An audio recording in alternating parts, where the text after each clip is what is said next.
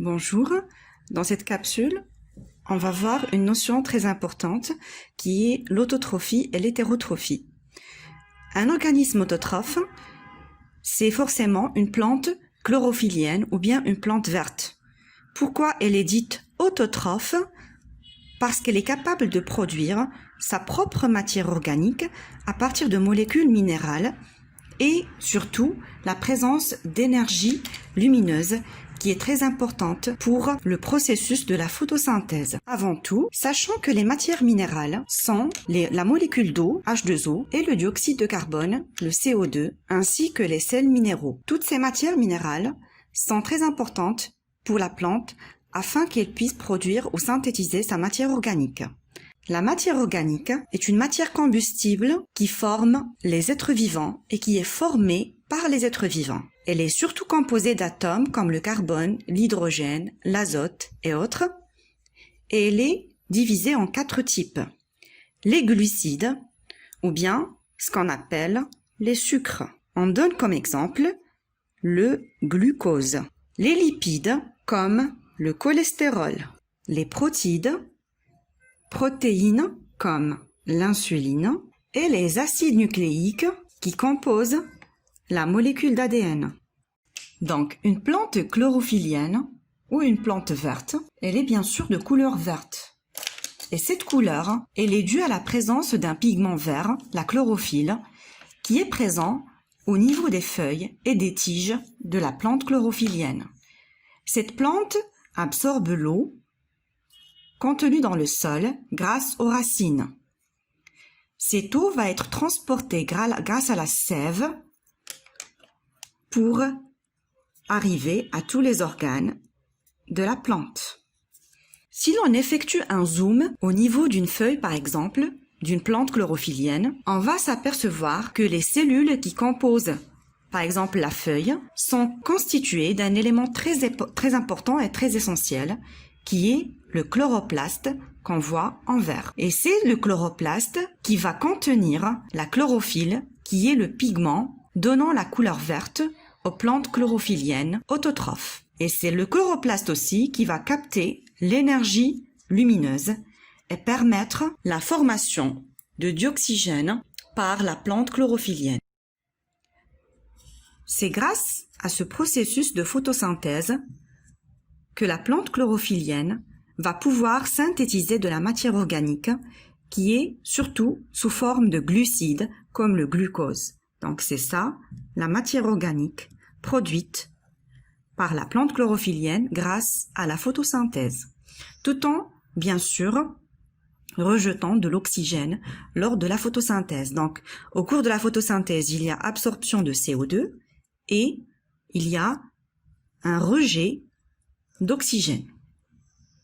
Maintenant, il y a un autre organite qui est très important au niveau de la cellule végétale, qui est la mitochondrie.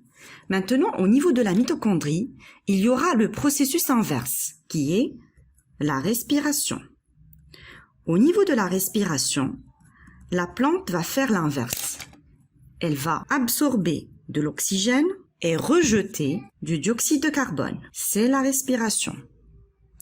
Maintenant, le processus de la respiration va permettre à la cellule en petite échelle et en grande échelle de former de l'énergie nécessaire aux différentes réactions qui vont avoir lieu au niveau des cellules de la plante.